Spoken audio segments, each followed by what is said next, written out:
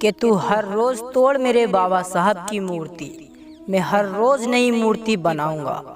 जिस दिन मेरे सामने हाथ उठाएगा मूर्ति को तोड़ने के लिए मेरे बाबा साहब की, उस दिन वो तेरा हाथ भी जड़ से उखाड़ के दिखाऊंगा।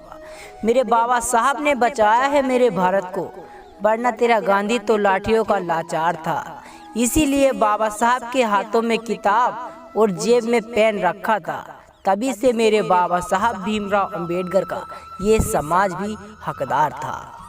और किसी के बाप में दम नहीं था संविधान लिखने का, तभी तो मेरे बाबा साहब भीमराव अंबेडकर से लिखवाया है कि रोता भारत का एक बच्चा बच्चा, अगर मेरे बाबा साहब भीमराव अंबेडकर ने स्कूल खोलकर ना पढ़ाया होता। क्या होता मेरे इस भारत देश का अगर मेरे बाबा साहब ने छुआछूत को और जातियों में से भेदभाव को ना मिटाया होता। सूख जाते हर किसी के आंसू रोते रोते, न जाने कितने मर जाते भूखमरी से।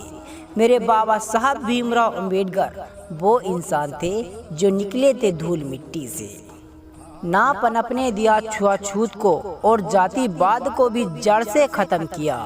क्या होता मेरे भारत देश का अगर बाबा साहब भीमराव अंबेडकर ने ये सब ना किया।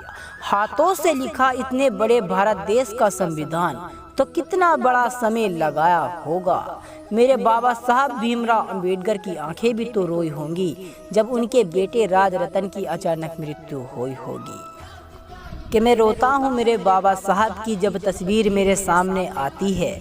उनकी खूबसूरत आंखें मुझे बस ये बताती हैं कि मेरे बाबा साहब ने दी है भारत देश को कितनी बड़ी आज़ादी, ये मुझे याद दिलाती है।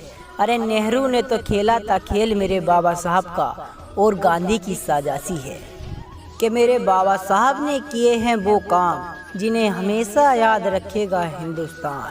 100 से भी अधिक देशों में मनाई जाती है मेरे बाबा साहब की जयंती। कोई ऐसा नहीं है महान इंसान कि ना हुआ है मेरे बाबा साहब अंबेडकर जैसा, और ना कभी हो पाएगा। यदि बहुजन जाग जाए तो जय भीम के साथ नीला झंडा भी आसमान में लहराया जाएगा।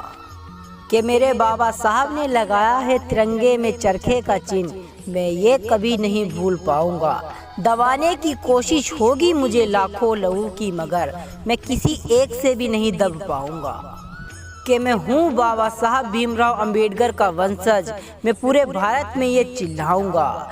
आखिरी समय में भगवान को याद नहीं करूँगा, मैं बाबा साहब भीमराव अंबेडकर को याद करके मर जाऊँगा।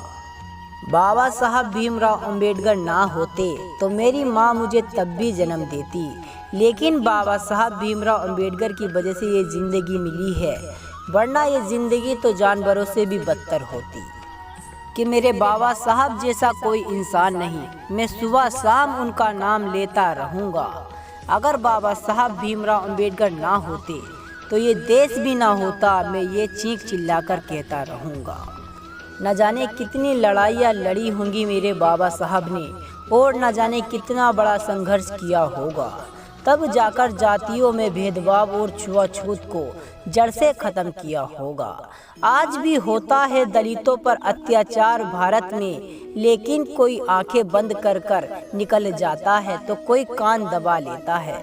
कोई नहीं उठाता आवाज़ छुआछूत के खिलाफ। ये भारत में आज भी ऐसा क्यों हो जाता है? बहुजन समाज क्यों सोया हुआ है? वो जाग क्यों नहीं रहा है? बाबा साहब भीमराव अंबेडकर की आवाज़ क्यों नहीं सुन रहा है? अगर दोस्तों आप लोगों तक बाबा साहब की आवाज़ पहुंचती है तो अपने आप को जगाओ और बाबा साहब के रास्ते पर चलो। जय भीम।